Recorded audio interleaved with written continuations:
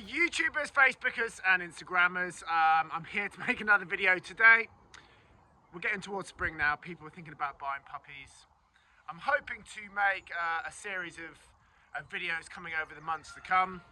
I'm going to try and cover as many different things as I can. Some of the stuff obviously will probably be stuff that I've covered in the past, but you know, there's always new people coming to the channel, and I just want to be able to make sure that people get as much information as possible.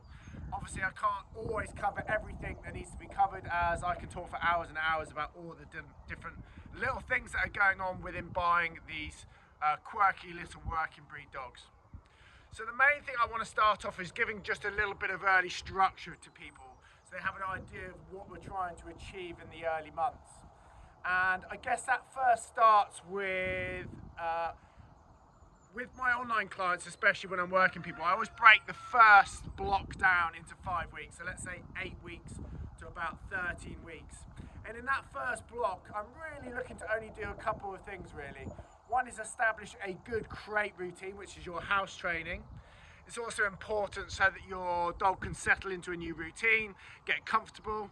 We want to make sure that we create a dog that's quiet, doesn't have any anxiety issues, and a lot of that can come from actually having the puppy out way too much at the beginning.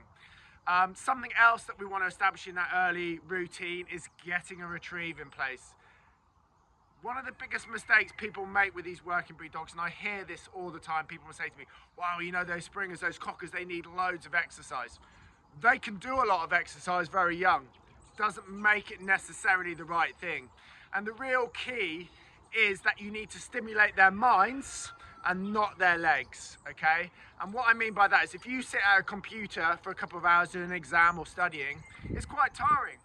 And yet you will have barely moved. And it's the same thing for a dog. You need to be stimulating the brain, getting the dog to engage with you, concentrate, interact with you. And the mistake people make is because the stereotype view of this dog is that they're very, very active, which they are and can be, they over-exercise and give them too much freedom early on. And so part of the key to that early on element is using that crate.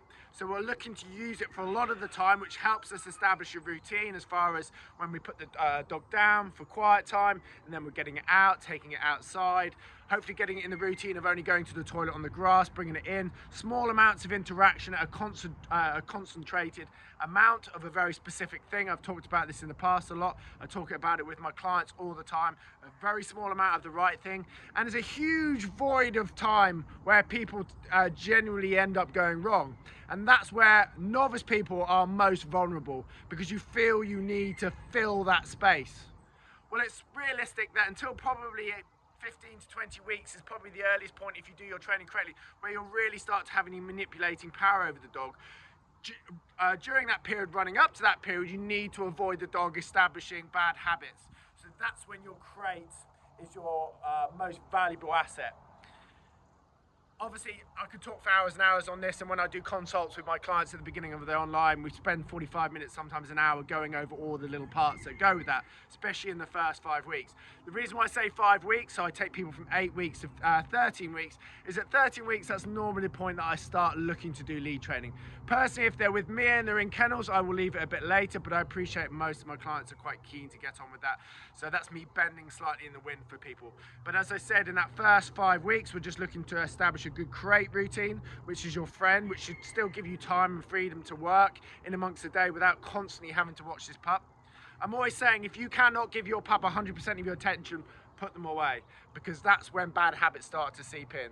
And a cocker or a springer, especially cockers, will look for any weakness to exploit on you, and you don't want to give them that. So we're always looking to just give the dog one choice, which is the thing that we want. As soon as you give a cocker, especially 2 choices, they'll never choose the one that you want. So it's all about blinkers, giving the dog only the options that we want it to know. So we've got our crate routine that I talk about with people an awful lot. We want to establish that retrieve. It's important to be able to get the dog back to you with something it doesn't want. It's always going to happen. The other important thing that I often get people to do is when I first start working them, I get them to show me what their garden looks like. There's always things that I can pick out that I might change.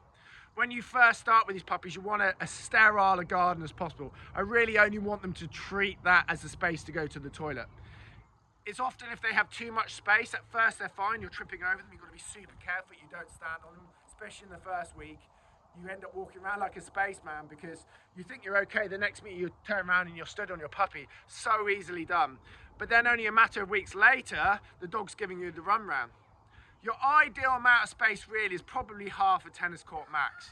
And I'm often saying to my clients, if you've got a bigger garden than that, with lots of different things going on, stones, bushes, plants, you'll be amazed how quickly they are into that. Putting a small fence up maybe for a year, 18 months might seem like a lot of hassle. You might cost you 100 quid or a morning's work. But once you've been to the vets once and you've had an 800 quid bill for pulling stones out of your dog's stomach, that 100 quid fence will feel like a lot better. The other thing is if the dog has too much space and it learns to exploit that and it becomes a game for you to try and get hold of the puppy to take it back in, again, that fence will have seemed like a much better option early on. Again, it comes down to not giving the dog options, right down to the amount of freedom that they have. And that's really, really important to understand because too much space. I went to see a client about 18 months ago. They had quite a big house, big garden, and this dog was about a year old. And basically, once they turfed the dog out, they couldn't get hold of it again. It was an absolute nightmare for them. The dog's training was all over the place in the end. And once that dog was let out, it would be a bit of a game to try and catch it and get it back in again. Or because they had quite a young family, they had too much space and they didn't do the right protocol at the beginning. It just became easy just to let the dog out, run around, let the energy off it. And then that caused all sorts of problems. In the end, we had to try and find a home to rehome it into. And we really want to try and avoid that if we can. Understanding these dogs and the protocol running up to bringing them up in the early months is really important. A lot of the things that you have to do with working breed dogs, you can get away with more domesticated dogs. So if you don't have an understanding of the importance of how you bring these up, you're better off going for a dog that doesn't have those specific requirements. They're very, very rewarding dogs. They're very, very intelligent. They need their brain stimulating, and don't fall into the trap, as I said, of thinking that they just need loads of exercise early on. When I start my lead work, it's very, very specific for quite a few weeks. I want a very sterile environment. I don't want distractions. So other people, other dogs is the worst thing you can do. And the detail in the lead work is quite specific. The amount of people that just go out, stick a lead on a dog and start walking it because you think that's the right thing to do is amazing. We do very, very small amounts, very specifically at the beginning. It normally takes 5 to 6 weeks to get the dog to the stage where it's in some sort of fashion on our left-hand side, and then we work forwards from there. Something else that people mention to me an awful lot is, how much should I be walking my dog? Well, I'm not a fan of walking dogs. I always look at it as I'm going out to train. That's how you need to do it with a Spaniel. I'm going out to train. I'm not just going out to be on my phone and walk the dog. That's unlikely to work well in the end. There's always going to be people that can get away with doing nothing right and they'll be very lucky with the dog. And that happens all the time, don't get me wrong. But you can't wait to find out that you've got an easygoing one because a lot of them aren't. A lot of modern cockers are getting softer and having less drive in them. But what I see an awful lot is dogs that potter around their owners. They give you this lull sense of security, but if they see something, they're gone. And actually, they are the most difficult dogs for me to work with and train because they give you nothing to work with, and then they're just like a piece of elastic. They snap and they're gone. They're really, really difficult. Anyway, I hope I've covered a little bit of bits and pieces there. I can't go into depth because I can talk about for hours and hours on each little part, but I wanted to give you an overview, certainly of the first sort of 15, 16 weeks. Don't forget to follow me on YouTube. I really appreciate any comments or thumbs up, follows. They help me with my channel, of course. If you want to ask me any questions or you want some help with online training, go to the link in below for my Facebook page. You can send me a message on there and I can see if I can help you. Anyway, thanks for watching. Catch you soon, guys.